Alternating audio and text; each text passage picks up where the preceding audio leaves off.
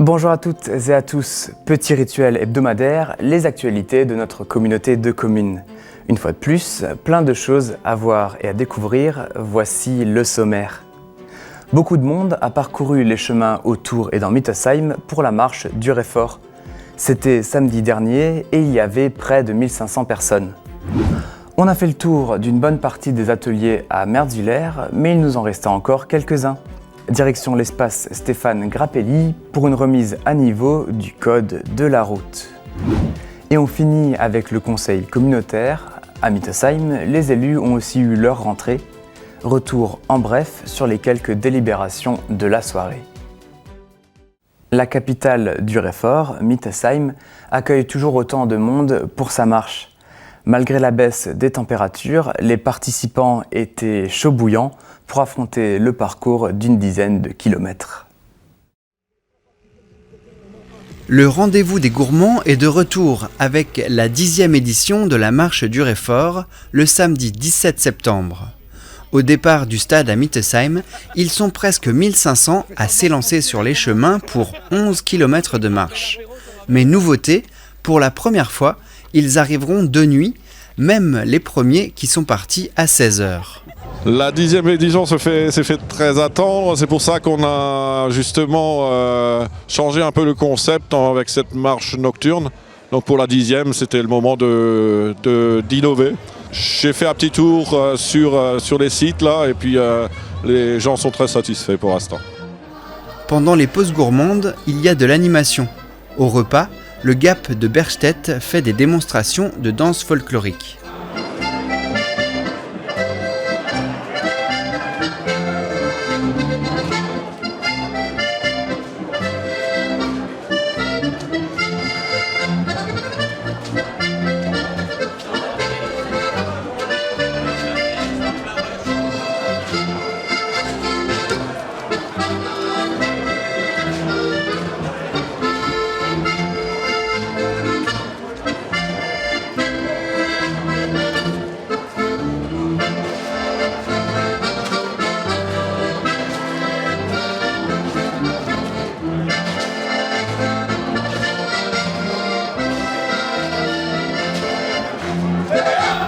Les convives repartent ensuite pour rallier l'une des étapes suivantes. Il y en a 5, de l'apéritif au dessert. Depuis la première édition, le traiteur au bœuf à Schwindratzheim est à la marmite.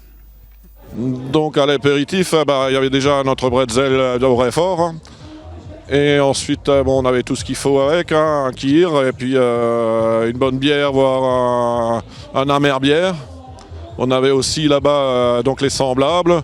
Une brasserie qui s'est ouverte là et qui vient d'inaugurer la semaine dernière. Et donc après les gens ils repartent, ils vont à l'entrée, là-bas il y a du saumon avec une mousse de Réfort bien sûr. Et ensuite on part au repas où là il y a les Metzmer Fleischknöpfle, donc avec leur sauce au Réfort. Et donc Spätzle. Et ensuite on va partir vers Allelor, notre sponsor principal et celui qui, c'est pour ça qu'on le fait, pour le Réfort. Et donc là-bas, vous avez la tarte aux pommes traditionnelle. Pas de Réfort là. Il n'y a pas de Réfort, la tarte aux pommes, on n'a pas trouvé de recette encore. Mais on y réfléchit.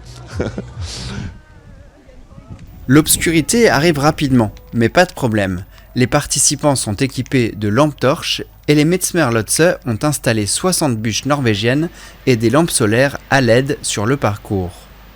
Les 8 associations de Mittesheim préparent cela depuis plus d'1 an. Les bénévoles ont redoublé d'efforts la dernière semaine.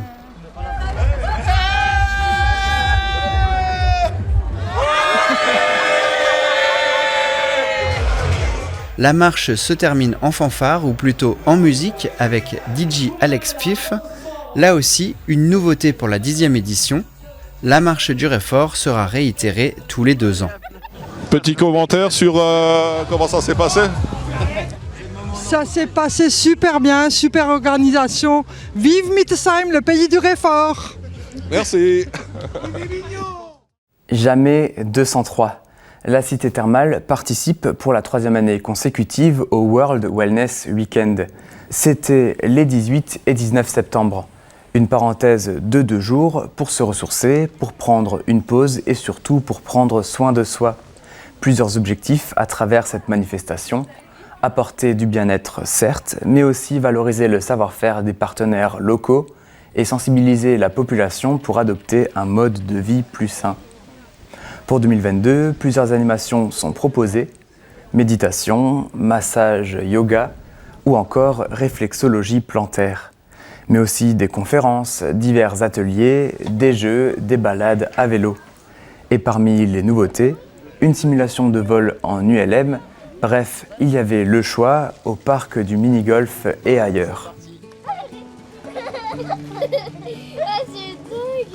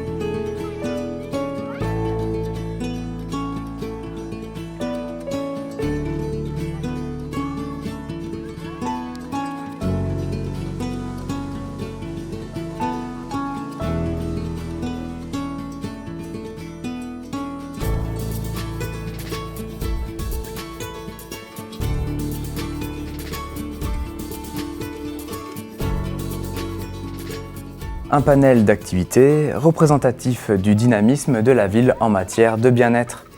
Niederbronn a d'ailleurs reçu le titre de ville championne du monde de bien-être en 2020 et celui de championne de France en 2021.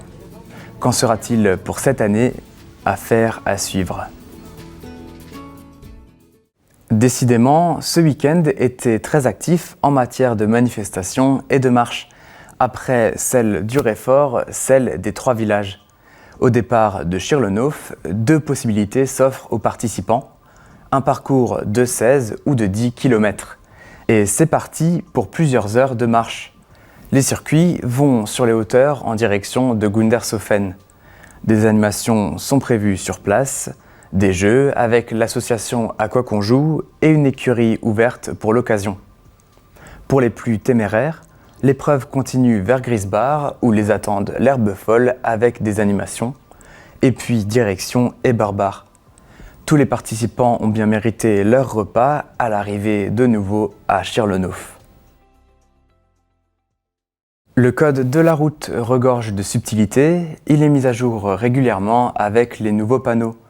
Pour ceux qui ont fait le permis il y a plusieurs dizaines d'années, une session de rafraîchissement ne fait pas de mal. Direction la commune de Merzwiller. Suite des ateliers à Merzwiller, cette fois-ci, l'auto-école Saint-Christophe animait une séance de remise à niveau du code de la route. Les diapos ont laissé place à un PowerPoint plus ludique où sont surtout présentées les nouveautés. Et du coup, c'est des pneus neige obligatoires à partir du 1er novembre. Donc c'est des nouveautés, c'est pas vraiment des nouveautés, ce sont des choses qui sont en place depuis longtemps et souvent les gens ne savent même pas interpréter parce que ils ont eu leur permis il y a 30 ans, 40 ans et puis par exemple le tunnel, je veux dire c'est toute cette nouvelle réglementation, elle est assez récente. Je veux dire c'est suite au drame qu'il y a eu lors de l'accident du Mont Blanc quoi. Si globalement nous savons tous qu'un piéton est prioritaire, combien de points un refus de priorité coûtera à l'automobiliste? Ou encore, à quelle vitesse chaque accident impliquant un piéton sera mortel? Le questionnaire, rempli en début de séance, permet de pousser encore plus les connaissances. Muriel, Roland et Florence répondent aux questions tout au long de l'après-midi. Et par exemple, la ligne de dissuasion, il y a beaucoup de gens qui ne savent même pas tous les différents termes qu'il y a et toutes les différentes réglementations qu'il existe par rapport à cette ligne de dissuasion. Et des nouveaux panneaux qui sont arrivés, comme le panneau zone de rencontre, comme les nouveaux panneaux par rapport aux cyclistes. Voilà. Donc c'est un peu ça. Donc on avait vraiment envie de parler des nouveaux panneaux. L'atelier se terminera par un parcours avec des lunettes simulant un taux d'alcoolémie de 0,80 g par litre, une manière de se rendre compte en toute sécurité des troubles de la vision liés à la consommation d'alcool. Nouveau conseil communautaire à la salle des fêtes de Mittesheim le lundi 12 septembre. À part l'installation d'un nouveau conseiller communautaire, on a pu voir le transfert de la compétence GEMAPI au SDEA ou encore le fonds de péréquation intercommunale. On commence le récap du conseil communautaire avec, dans les affaires générales, le transfert de la compétence GEMAPI pour la gestion des cours d'eau au SDEA. Pour rappel, la Comcom a entrepris de nombreux travaux au niveau des cours d'eau, notamment la passe à poissons au Rauschenwasser à Reichshofen et à l'ancien seuil de Dietrich à Dinswiller. Il y a aussi des études engagées, comme un programme de restauration du Falkensteiner Bach. Donc le SDEA se chargera de l'élaboration des programmes pluriannuels d'investissement en lien avec notre communauté de communes, établira les programmes pluriannuels de travaux d'entretien, fera le contrôle technique et le suivi des ouvrages, sera là en conseil technique et assistance sur le terrain. Suite à ce transfert de compétences, pour chaque commune, des délégués sont élus. Ils vont faire partie d'une commission locale sur le pays de Niederbronn et de l'Assemblée générale du SDEA. Le transfert complet prendra effet en janvier 2023. Dans les affaires financières, les élus adoptent la répartition du FPIC, le fonds de péréquation intercommunale. Pour rappel, il consiste à prélever une partie des ressources de certaines intercommunalités pour la reverser à d'autres moins favorisées. Pour 2022, le montant est inférieur à celui de 2021, alors 2020 et 2019. Il s'élève à 386 263 €, sachant que le montant le plus important, on avait versé en 2018, soit 473 428 €. Et dans ce montant, la Comcom prend en charge la part des communes, soit plus de 260 000 €. On change de thématique avec l'environnement. La Comcom valide le plan climat-air-énergie territorial de l'Alsace du Nord. Donc c'est une démarche qui a pour vocation de contribuer à réduire les gaz à effet de serre émis sur un territoire, développer la sobriété énergétique, le développement des énergies renouvelables, améliorer la qualité de l'air, adapter le territoire au changement climatique, bref, œuvrer dans le cadre du développement durable. Ce plan climat a plusieurs objectifs autour de ces 4 axes. Le premier plan d'action couvre la période 2021-2027. Et toujours dans ce point, la Comcom candidate pour l'appel à projet à vélo 2 pour augmenter l'utilisation du vélo comme mode de transport. Si la Comcom est lauréate, elle pourrait toucher des subventions de l'État, soit près de 120 000 €. Il y avait une forte unanimité des collègues maires sur la nécessité de peut-être repenser, du moins améliorer nos itinéraires plus cyclables. Il y a certainement des choses qu'il faut revoir, qu'il faut repenser. Côté périscolaire, la régie de recettes pour l'encaissement des factures est supprimée. Depuis la rentrée scolaire, les familles peuvent passer directement par la trésorerie. Du coup, on pourra payer par chèque, en ligne, ou acheter ou payer bureau de tabac aussi. Alors, pour les familles, l'avantage de recevoir cette sorte de facturation, comme l'a dit Jean-Marie, c'est d'augmenter les possibilités de mode de paiement. Il y a plus de modes de paiement possible. Pour la collectivité, l'avantage, c'est de décharger un peu les agents, mais surtout de décharger la responsabilité des agents, puisque l'agent qui s'occupe de la régie de recettes gère quand même des sommes assez considérables. Et à noter en fin de conseil, quelques créations de postes. Suite aux inscriptions dans les périscolaires, l'intercommunalité a recruté 6 personnes à temps partiel. Si je vous dis « Raconte-moi ton musée », ça devrait vous dire quelque chose. On avait filmé le projet au musée du Fer au mois de mai. La classe de CM2 avait écrit des haïkus. Eh bien, l'artiste plasticienne Sylvie Eder a terminé le carnet d'impression qui retrace ces rencontres et qui compile quelques petits poèmes et témoignages des anciens. Fin juin, ce travail était présenté à l'EHPAD de Reichshofen devant les résidents. Wagon immense, l'odeur des fleurs, les transporte ailleurs.